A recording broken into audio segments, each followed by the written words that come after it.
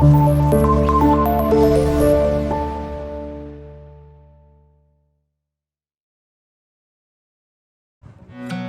বন্ধুরা, আসসালামু আলাইকুম। আশা করি আপনারা সবাই ভালো আছেন। আমিও আপনাদের দোয়ায় আল্লাহর রহমতে ভালো আছি। আজ আপনাদের সামনে নিয়ে আসছি মসুরের ডাল ও হেচি শাক দিয়ে বড়ার রেসিপি।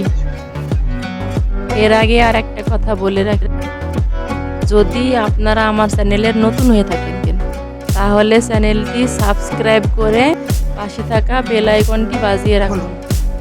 যারা এই কাজগুলা করেছেন তাদের অনেক অনেক ধন্যবাদ। তো চলুন শুরু করা যাক। মসুরির ডাল ও অল্প কিছু ভাতের চাউল আধা ঘন্টা ভিজিয়ে রেখেছি। পানি ঝরিয়ে আমি বেটে নিয়েছি। অল্প কিছু পরিমাণ হেঁচি শাক কুচিয়ে নিয়েছি।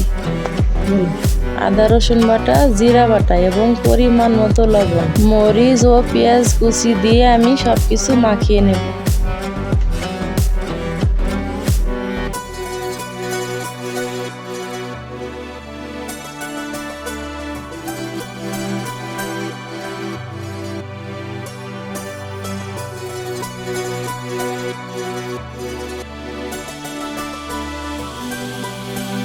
এখন প্যানে তেল দেব। তেল গরম হওয়ার পর আমি বড়া ভেজে নেব।